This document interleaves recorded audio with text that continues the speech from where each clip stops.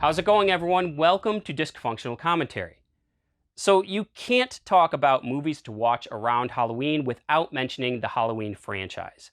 I make it a point to watch John Carpenter's original Halloween every year on Halloween night. It is one of my all-time favorite horror films. It accomplishes so much with so little. As for the sequels, I like some of them. Don't really care as much for some of the others. I thought the most recent one from last year was really good.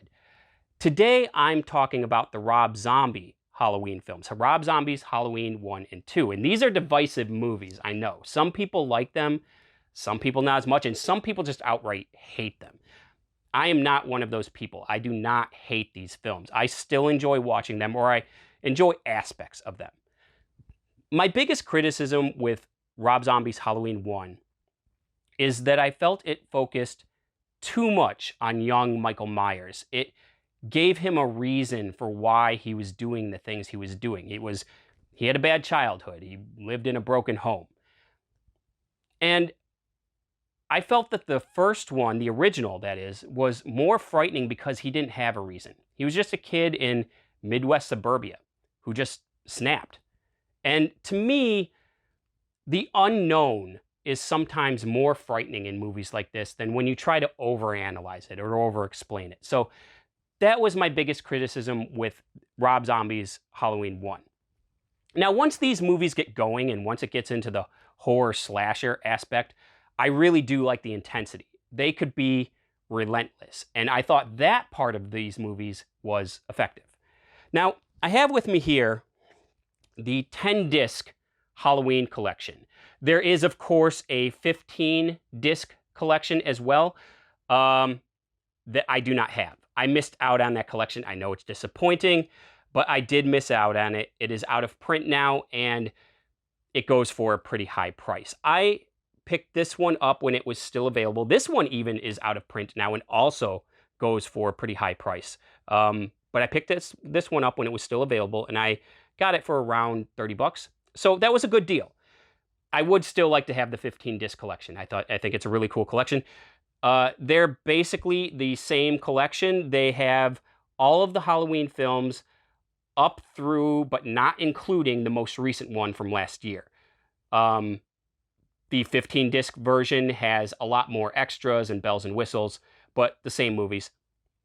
This includes Rob Zombie's Halloween 1 and 2, but it includes the unrated versions of Rob Zombie's films.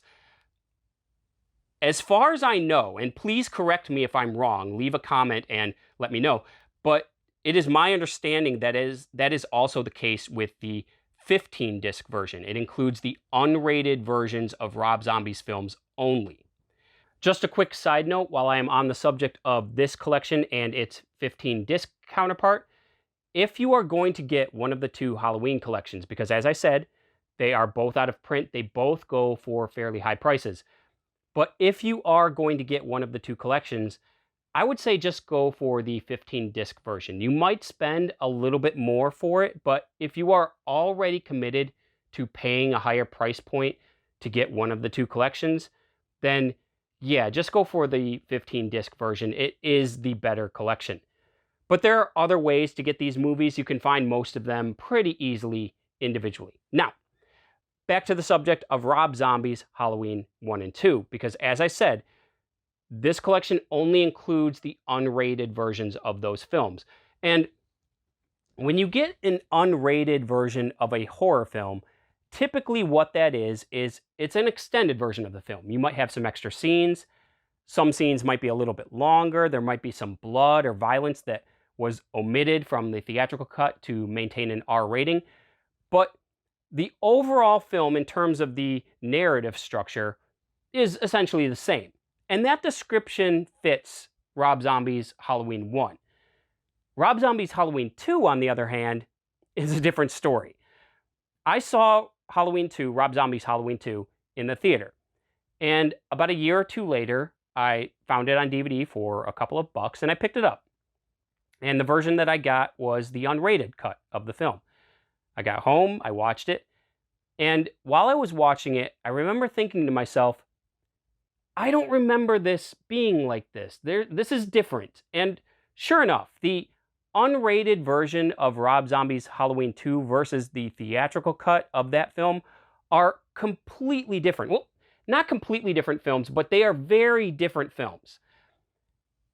Rob Zombie's Halloween 2 unrated is basically Rob Zombie's version of that film without someone else being there to filter out some of the crazy. And the theatrical cut is crazy enough. It doesn't need all that extra crazy. Now, you might say, well, it's Rob Zombie's original vision for the film, so it has its place, but my personal preference is the theatrical cut of that movie.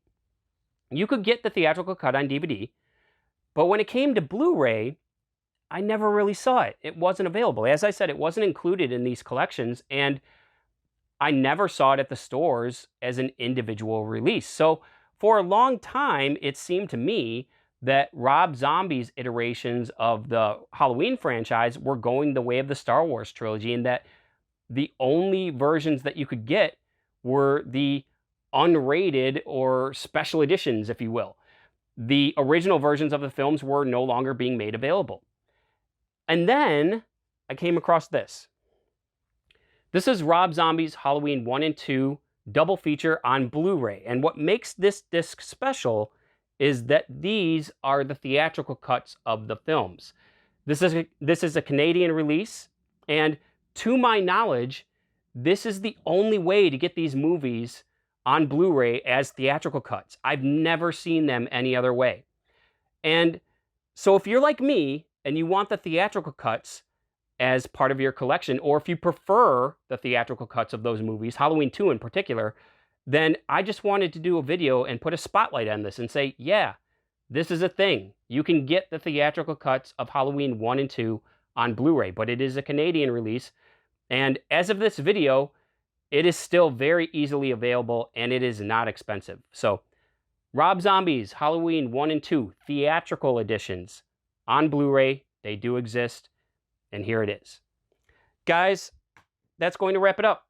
As always, thank you so much for watching, and until next time, I will see you later.